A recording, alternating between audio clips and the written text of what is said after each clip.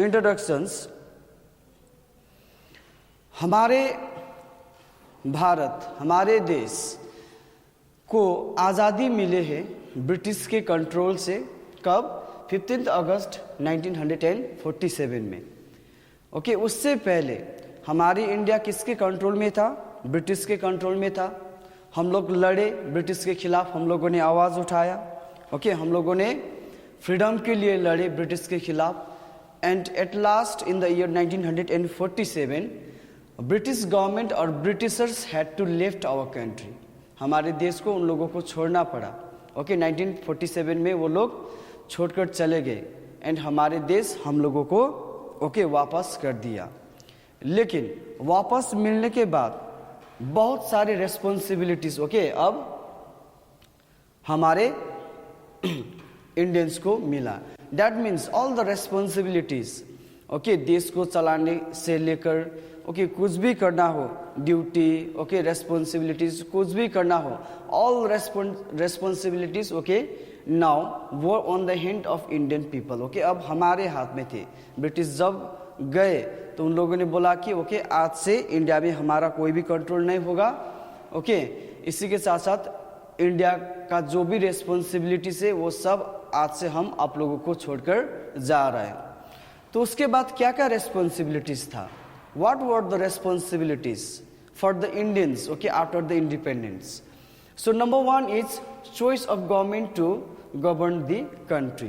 पहले हमें क्या करना था? किस तरह का सरकार बनाना है, इसके बारे में हम लोगों को सोचना था। एंड कौन से वाले गवर्नमेंट हमारे देश में बनाना है, इसके बारे में भी हम लोगों को सोचना था, ताकि वो हमारे देश को क्या करे? गवर्न करे। Second one, frame a set of law how to govern the country.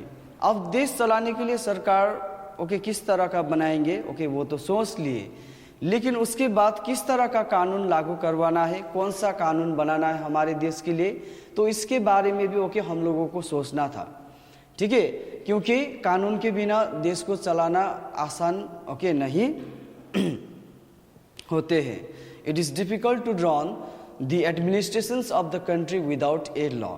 Simply you take the example of your house. अगर आपके घर में कानून नहीं होगा तो फिर घर भी अच्छे से नहीं चलेंगे। तो जिस तरह घर चलाने के लिए या कोई भी प्रोग्राम्स हो या कोई भी स्पोर्ट्स हो, फुटबॉल लीजिए एग्जाम्पल, क्रिकेट लीजिए, है ना, क्रिकेट मैच, फुटबॉल मैच में भी तो कानून होते। अगर उस कानून को फॉलो नहीं करते तो अच्छे से मैच नहीं हो पाएंगे। अगर गेम को खिलवाने के लिए कानून का ज़रूरत पड़ते तो सोचिए इतना बड़ा देश को चलाने के लिए कानून का ज़रूरत क्यों नहीं पड़ते हैं। तो इसीलिए हमें कानून का ज़रूरत पड़ते एंड किस तरह का कानून बनाना है इसके बारे में भी हम लोगों को सोचना था। और उसके बाद बने। And after that why do we need law? तो देखिए कि हमें कानून क्यों चाहिए, बिना कानून के देश नहीं चला सकते। तो ये क्वेश्चंस अराइज हो सकते हो आप लोगों के माइंड में। तो वही चीज़ हम लोग यहाँ पर डिस्कस करेंगे। क्यों? Why do we need law? Because it act as a guideline as to what is accepted in society. That means हमारे देश में रहने वाले जो लोग हैं सभी लोग पीसफुल मैनर में रह पाए, पीसफुल मैनर में वो लोग जी पाए। एंड यहाँ का जो भी कार्य है, जो भी काम है वो पीसफुल मैनर में हो जाए। तो इसके लिए हमें कानून का ज़रूरत पड़ते हैं। यू कैन टेक और you can imagine the game of cricket, football और एनीथिंग्स एल्स जहाँ पर भी हमें कानून का ज़रूरत पड़ते है। अगर जिस चीज़ में कानून नहीं होते तो वो कभी भी सफल नहीं होते। तो हमारे देश को डेवलप्ड करवाने के लिए, हमारे देश में पीसफुल एडमिनिस्ट्रेशन चलाने के लिए जो भी कार्य हो रहा है जो भी काम हो रहा है उसे पीसफुल मैनर में ले जाने के लिए हमें कानून का ज़रूरत पड़ते हैं। Without it there would be a conflict between social group and communities. अगर कानून नहीं होगा तो दंगे फसाद होगा।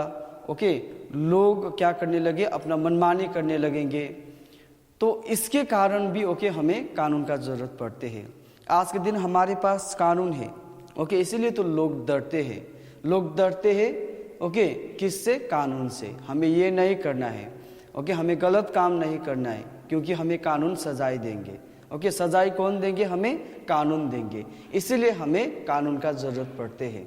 There are so many examples, okay, you can relate with the law. Why do we need law? आप लोग स्कूल पढ़ते हैं, स्कूल में भी अगर कानून नहीं रहेगा तो फिर क्या स्कूल सुचारू रूप में चलेंगे, चालू होगा? नहीं, because we need a law in school also. While sitting in the classroom, okay, we need law. So इसीलिए हमें कानून का जरूरत पड़ते हैं।